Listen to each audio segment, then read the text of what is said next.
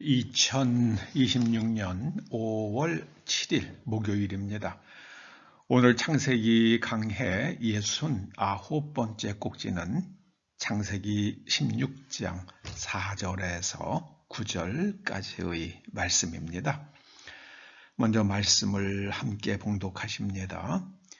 아브라함이 하갈과 동침하였더니 하갈이 임신하매 그가 자기의 임신함을 알고 그의 여주인을 멸시한지라.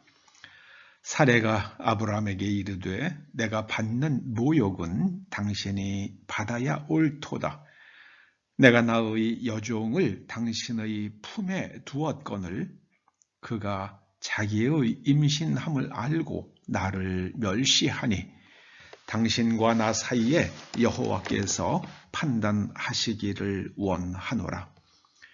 아브라함이 사레에게 이르되 당신의 여종은 당신의 수중에 있으니 당신의 눈에 좋을 대로 그에게 행하라 하매 사레가 하갈을 학대하였더니 하갈이 사레 앞에서 도망하였더라. 여호와의 사자가 광야의 샘물 곁 곧 술길 샘 곁에서 그를 만나 이르되 사레의 여종 하갈아 네가 어디서 왔으며 어디로 가느냐.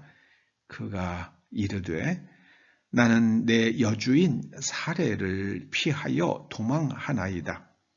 여호와의 사자가 그에게 이르되 네 여주인에게로 돌아가서 그 수하에 복종하라. 아멘. 네가 어디서 왔으며 어디로 가느냐. 그 수하에 복종하라. 그 수하에 복종하라. 이런 제목으로 말씀을 상고해 봅니다. 빅터 프랭클이라는 오스트리아의 심리학자, 정신과 의사죠. 정신과 의사가 쓴 의미를 찾는 인간, 죽음의 수용소에서 이런 책이 있잖아요. 거의 이제 전쟁의 막바지에, 2차 대전의 막바지에 빅터 프랭클은 그 수용소를 탈출할 수 있는 아주 귀한 기회를 얻게 됩니다. 그런데 그날 아침에 디프테리아 환자가 빅터 프랭클을 붙잡고 자기를 버리지 말아달라고 부탁합니다. 이제 모두가 다 자기의 곁을 떠났고 자기가 의지할 수 있는 사람은 당신밖에 없으니 제발 나를 버리지 말라고 부탁을 합니다. 이제 그날 탈출할 수 있는 기회라는 것은 수용소 밖에서 무슨 작업을 하는 겁니다. 그래서 그 경비병들의 감시가 소홀해지는 틈을 타서 탈출할 계획을 세웠었는데 그 마지막 순간에 빅터 프랭클은 탈출을 포기합니다. 왜냐하면 자신은 의사였고 또 자기에게 부탁을 하던 그 디프테리아 환자가 생각나서 결국 그 환자를 돌보기 위해 그는 수용소로 돌아갑니다. 그와 함께 탈출을 계획했던 동료는 탈출했습니다. 그가 잡혔는지 탈출에 성공해서 자유의 몸이 되었는지는 기록하지 않습니다. 빅터 프랭클은 자신의 의미에 대해서 자신은 의사고 또 의사는 환자의 곁을 지켜야 한다는 그 근본을 생각합니다. 그리고 그 지옥 같은 수용소로 스스로 돌아갑니다.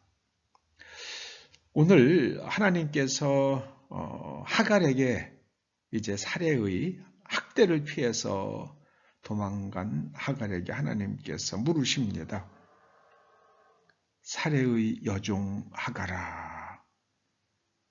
하갈의 신분을 말씀하세요. 사레의 노예 하가라. 그러면서 말씀하세요. 네가 어디서 왔으며 어디로 가느냐. 하갈이 답변합니다. 나는 내 여주인 사레를 피하여 도망하나이다. 사레가 하갈을 왜 학대했습니까? 이제 하나님께서는 아브라함에게 네 몸에서 날 자가 상속자가 되며 하늘의 별처럼 많아지리라, 그 자손이. 이런 약속을 해주셨을 때에 아브라함이 그 약속을 듣고 아멘합니다. 믿었다는 게 요즘 말로 하면은 아멘한 거예요. 그게 히브리 말 아만 동사입니다. 그런데 거기서 이제 예 그렇습니다 하고 진실로 그렇습니다 하고 동의를 표현하는 아멘이라는 말이 나왔습니다. 그랬더니 하나님께서 그 아브라함의 마음의 태도를 의로 여기셨다고 창세기 15장이 기록하고 있죠. 우리가 깊이 생각해야만 합니다. 아브라함은 하나님의 약속을 듣고 믿었습니다. 그런데 지금은 사레와 자신의 몸에서 태어날 자녀라고 말씀해 주셨는데 아브라함과 사레는 하갈이라는 젊은 여종을 통해서 아브라함의 자손을 얻으려고 합니다. 그 하나님의 전능하심에 대한 믿음이 흔들렸던 거예요. 저는 이것을 어떤 목사님의 표현을 빌려서 신앙인의 불신앙이라고 불러봅니다. 흔들리는 믿음이죠. 하나님께서 한번 말씀하시면 하나님께서는 그것을 반드시 성취하실 수 있는 전능자십니다. 그러므로 우리는 끝까지 믿으면 돼요.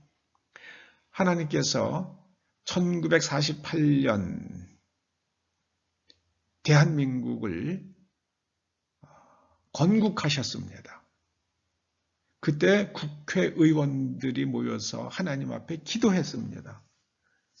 저는 하나님께서 그 기도를 들으셨고 지금도 하나님께서 이 땅을 지켜주실 것을 확신합니다. 굉장히 지금 어려워지고 있죠. 네. 우리나라의 메이저 언론 중에 하나는 계속해서 안보는 미국과 그리고 경제는 중국과 지금 이제 중국의 경제가 완전히 다 무너지고 있잖아요. 거기는 통계 자료가 워낙에 부실하다 그러니까는요. 청년들 2명 중에 1명이 실업자라고 하지 않습니까? 그러면은 경제가 지금 부동산 다 무너졌고 상하이도 그냥 다 무너지고 있고 베이징 번화가도 다 무너지고 있고 사람이 없다고 그러잖아요. 그러면은 안미경중이라는 말을 만든 분이 그때는 그랬지만 지금은 안보도 미국, 경제도 미국이다 이러고 나와야 되잖아요. 그런데 그 언론을 비롯해서 다른 신문들은 다 안미경중 여전히 그러고 있거든요. 참 딱합니다. 그러나 우리는 하나님의 약속을 믿는 사람들입니다. 그러므로 하나님께서 이 땅을 아예 처음서부터 전 싹시 노란 백성들이다라고 판단하셨고 버리셨으면 여기까지 끌고 오시지 않죠. 여러분 올 들어서 1, 2, 3, 4월에 수출 통계가 1, 2, 3월이 아니라 1, 2, 3, 4월에 거의 4천억 달러가 넘어간다고 그래요. 그러면 1년이면은 이제 곱하기 3을 하면은 이런 추세로 계속 나간다고 하면 올해 수출이 1조 달러가 넘어갈 수 있잖아요. 그리고 올해 1, 2, 3, 4월에 무역 흑자가 우리가 한 700억 달러 정도 된다고 그럽니다. 그럼 올해 무역 흑자가 얼마나 납니까? 한 2,800억 장 정도 날 수가 있잖아요. 그러니까 우리는 지금 미국에 딱 붙어야 되는 거예요. 그런데 우리는 중국과 함께 번영을 누리겠다고 하면은 그거는 참 정신 나간 일이죠. 정말 정신 나간 일입니다. 중국 지금 경제 다 무너졌잖아요. 그리고 뭐 뻑하면은 한국을 짓밟잖아요. 그럼에도 불구하고 중국 정치인들이 한다면 거기에는 그들만의 특별한 이유가 있을 겁니다. 그들은 알겠죠. 왜 그러는지 자기네들이. 그걸 위해서 하고 있으니까는요. 여러분, 근본을 생각해야만 합니다. 어디서 왔느냐? 그리고 어디로 가느냐? 이걸 생각해야 됩니다. 하나님께서는 하갈에게 사례에게 돌아가서 그 수하에 복종하라. 사례가 학대하거든 학대받으며 견디라고 말씀하십니다. 이스라엘 백성들이 애굽에 내려가서 400년간 종살이 할 거라고 하나님께서 말씀하시잖아요. 그러고 나서 정말 400년간 애굽에 처음에는 손님으로 내려가지만은 400년간 종살이 하잖아요. 그런데 실제로는 440년 만에 애굽에서 나오죠. 그때는 모세가 하나님 말씀 앞에 불순종했기 때문에 40년, 모세의 광야 생활 40년이 지연된 겁니다. 저는 그렇게 해석을 합니다. 여러분의 신앙이 어디서부터 시작되었는지 항상 그 근본을 생각하시기 바랍니다. 사례가 하갈은 사례의 노예잖아, 노예요. 그런데 자기가 임신하니까 이게 이제 주인하고 맞먹으려고 그러는 겁니다. 이거 어떻게 됩니까? 사례가 아브라함에게 이야기하잖아요. 내가 지금 이런 노예로부터 이런 모욕을 받는데 그건 당신이 받아야 하는 거다. 저 노예가 자기가 임신한 것을 알고는 나를 멸시한다. 근데 아브라함이 여기서 판단을 잘하죠. 그 여종은 당신 거야. 그러니까는 당신이 좋은 대로 해. 그 자식의 몸에 하갈이 임신을 했더라도 당신의 여종이니까 당신이 막말로 해가지고 때려 죽여도 난 관여 안 하게 해서 그 얘기잖아요. 당신의 눈에 좋을 대로 그에게 행하라. 옛날에 주인들은 노예를 죽일 수 있었단 말이에요. 이게 지금 그 얘기입니다. 요즘 하는 아주 막말로 표현하면은요. 설사 하갈이 임신하였더라도 당신의 노예니까 당신이 죽이든 살리든 당신이 마음대로 해.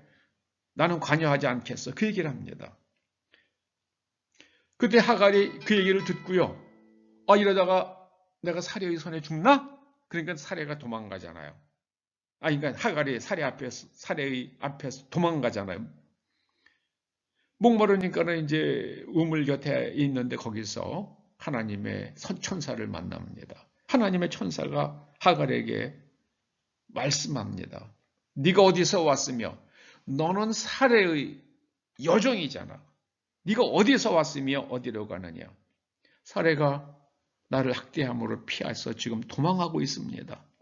그런데 네 여주인에게로 돌아가서 그 수하에 복종하라 이렇게 말씀하시는 이유는요. 사례의 마음을 부드럽게 해주시겠다는 하나님의 계획이 전제되어 있는 겁니다. 만약에 하갈이 사례에게 돌아갔을 때에 사레가 하갈을 죽일 생각을 하고 있다면은 하나님께서 그렇게 안 하시겠죠. 근데 하갈에게 그 수하에 복종하라. 네가 너의 주인에게 머리 꼿꼿하게 들고 아기도 못 낳는 게 나는 아브라함의 씨를 가진 여자야 하고 대들지 말고 복종하라. 그러면은 너도 살고 네 아들도 살고. 예. 그 다음에는 그 아들이 자손이 많아지게 해주시겠다고 약속을 하시잖아요. 그래서 하갈이 낳은 아들 이스마엘의 후손이 오늘날에 아랍 사람들이잖아요. 여러분, 우리와 이 대한민국이라는 나라의 뿌리는 어디입니까? 하나님의 은혜입니다. 그래서 재헌국회에서 처음 국회를 소집하고 그때 하나님 앞에 기도했잖아요. 하나님 앞에 드린 기도로 시작한 나라입니다.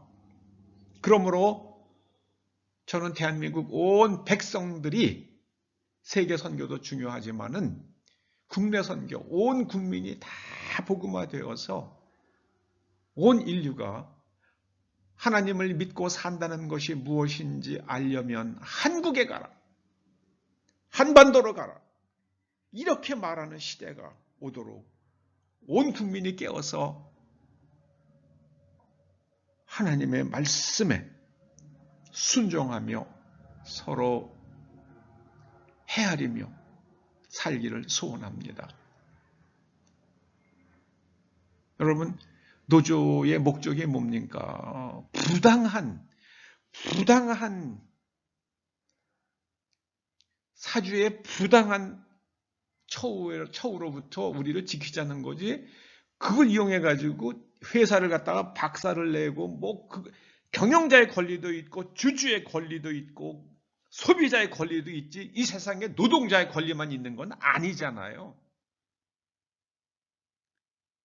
깊이 생각하시면서 우리의 근본은 무엇이며 우리가 선택하는 그 일들의 끝은 무엇인가 깊이 생각하는 우리들과 우리의 자손들 되어서 하늘의 복을 누리며 살기를 소원합니다. 기도하시죠. 아버지 하나님, 하나님께서 이 땅을 구원해 주셨습니다. 이 땅 백성들을 구원해 주셨습니다.